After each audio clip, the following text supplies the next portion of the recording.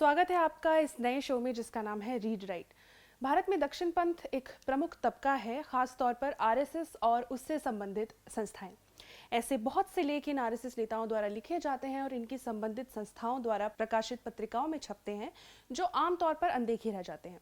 इस शो के जरिए हम आपको बताएंगे कि भारतीय दक्षिण पंथ में क्या चल रहा है, किस तरह के विचार और लेख लिखे जा रहे हैं। तो आइए सबसे पहले बात करते हैं आरएसएस की दो प्रमुख पत्रिकाओं की, ऑर्गेनाइजर और पांचजन्य। ऑर्गेनाइजर जहां अंग्रेजी पत्रिका है, वहीं पांचजन्य आरएसएस का हिंदी मुखपत्र है। इस बार के अंकों में अलग अलग मुद्दों को जगह दी गई है। जहां ऑर्गेनाइजर ने रूस और यूक्रेन युद्ध के 1 साल पूरा होने पर बात की, वहीं पांचजन्य ने इस्लाम और इंटरनेट के संबंध को अपने पहले पन्ने पर स्थान दिया।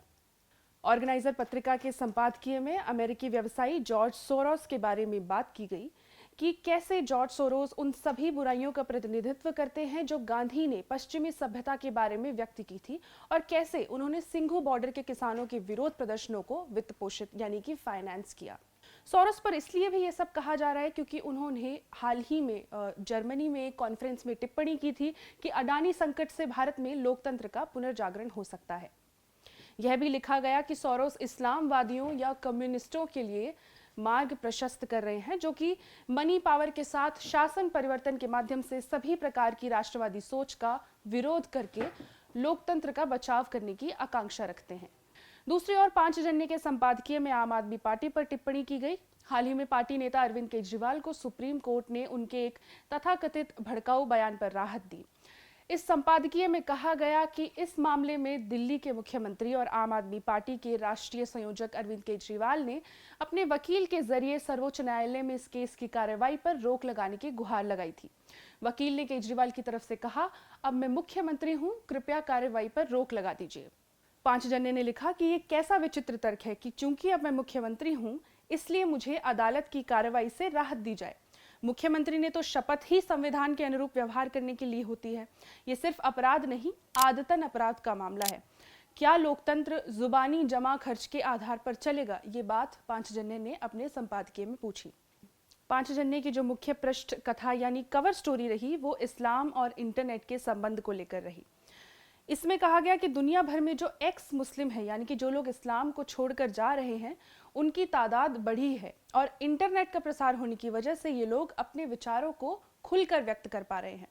पांचजन्य ने लिखा कि मुस्लिम युवा सवाल उठा रहे हैं। मारे जाने के खौफ से वो पहले सामने नहीं आते थे, लेकिन इंटरनेट के आ जाने के बाद से वे खुलकर सामने आ रहे हैं, अपनी बात रख रहे हैं और मौलानाओं के आमने सामने बहस की चुनौती दे रहे हैं।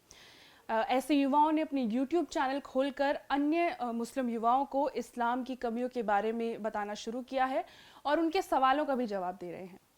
अब आइए बढ़ते हैं पांचजन्य से परे। आरएसएस के प्रमुख विचारक और पूर्व भाजपा नेता राम माधव ने हाल ही में एक लेख लिखा जिसमें उन्होंने अमेरिका में लागू किए गए एंटी कास्ट लॉ के बारे में बात की। उन्होंने पूछा कि क्या आज भारतीय अमेरिकियों के बीच जाति भेदभाव एक वास्तविकता है, या यह एक समुदाय विशेष जो अमेरिका में सबसे सफल अप्रवासी समूह के रूप में उभर रहा है, को खराब करने के लिए एक शैतानी डिजाइन है। उन्होंने आगे लिखा कि जाति भेदभाव को भारत में कोई मंजूरी नहीं है। भारतीय संविधान किसी भी रूप में इस तरह के भेदभाव का समर्थन नहीं करता है।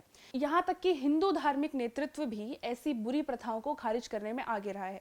फिर यह कैसे है कि पिछले दशक में अमेरिका में जाति की बातचीत कुछ ज्यादा होने लगी है। उन्होंने लिखा कि जाति के भेदभाव के इस झूठे झंडे को जो उठाते हैं, वे आमतौर पर हिंदू फोबिक होते हैं। वे इस भेदभाव कार्ड का उपयोग हिंदू धर्म को खराब करने के लिए कर रहे हैं। अब बात करते हैं एक अन्य आरएसएस संबंधित संगठन की।